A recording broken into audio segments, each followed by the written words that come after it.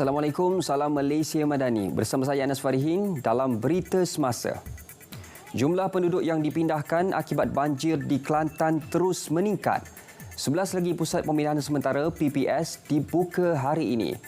Menurut Portal Info Bencana Jabatan Kebajikan Masyarakat, jumlah penduduk yang dipindahkan meningkat kepada 4,822 orang daripada 1,504 keluarga. Ini berbanding 2,039 orang daripada 575 keluarga yang direkodkan pagi tadi. Kesemua mereka ditempatkan di 34 PPS di Pasir Mas, Tanah Merah, Jeli, Kuala Kerai dan Gemusang. Dalam pada itu, orang ramai dinasihat sentiasa menjaga keselamatan ketika melakukan aktiviti laut pada musim perayaan ini. Ketua Pengarah Maritim Malaysia, Laksmana Maritim, Datuk Hamid Mohamad Amin berkata, mereka yang ingin melakukan aktiviti laut perlu menyimak ramalan cuaca yang dikeluarkan Jabatan Meteorologi. Ini memandangkan keadaan laut ketika ini bergelora akibat monsun timur laut. Katanya semua pihak yang ingin ke laut perlu memakai jaket keselamatan semasa berlayar, memancing atau sebarang kegiatan yang melibatkan pergerakan di laut. Datuk Hamid turut menasihati pengusaha bot pelancong supaya mematuhi semua peraturan dan undang-undang laut ditetapkan.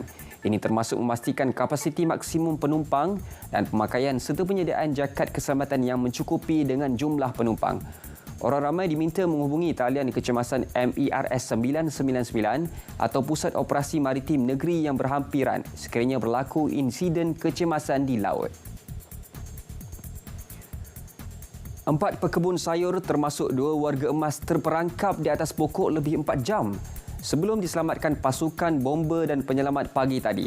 Dalam kejadian di Postbrook, Gemusang, Kelantan itu, mereka bertindak memanjat pokok rambai selepas kediaman mereka dihanyutkan arus deras. Penolong kanan penguasa bomba dari Balai Bomba dan Penyelamat di Gemusang, Nur Azizi Cik Noh, ketika dihubungi berkata, kejadian berlaku pada pukul 5 pagi tadi. 2 lelaki warga emas berusia 69 tahun dan 2 pekerja lelaki warga asing dari Myanmar tersebut tidak sempat keluar ke kawasan bukit. Pihak bomba yang menerima panggilan kira-kira pukul 7.30 pagi bergegas ke lokasi. Sebuah bot penyelamat turut digunakan untuk meredah arus sungai dalam usaha membawa mangsa turun dari atas pokok ke tempat yang selamat. Mayat seorang lelaki ditemui dalam longkang di Jalan TSB 9 Kota Damansara Rabu lalu. Timbalan Ketua Polis Daerah Petaling Jaya, Superintenden M. Husin Solehuddin Zulkifli berkata, pihaknya menerima maklumat mengenai penemuan mayat lelaki terbabit daripada orang awam. Siasatan mendapati mangsa merupakan lelaki berbangsa India berumur lingkungan 45 tahun. Mangsa tinggal di kawasan Gugusan Kemuning dan dipercayai telah meninggal dunia dalam tempoh kurang dari 24 jam. Orang ramai yang ada sebarang maklumat mengenai kejadian tersebut diminta segera maklumkan kepada polis.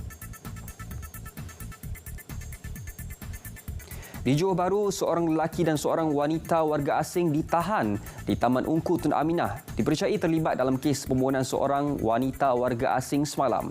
Ketua Polis Daerah Johor Bahru Utara, SCP Balvir Singh berkata, tangkapan dijalankan dalam tempoh kurang 24 jam. Suspek wanita yang merupakan adik mangsa ditahan di kediamannya, manakala suspek lelaki berusia 24 tahun ditahan semasa berada di tempat pembuangan sampah. Siasatan awal mendapati mangsa 41 tahun ditikam dengan objek tajam di sebuah rumah di Taman Ungku Tun Aminah. Sebilah pisau turut ditemui di lokasi kejadian. Kes disiasat mengikut Seksyen 302 Kanun Keseksaan. Berita semasa berakhir di sini. Dari sungai ke segara, Palestin pasti merdeka. Malaysia Madani, tekad perpaduan, penuhi harapan.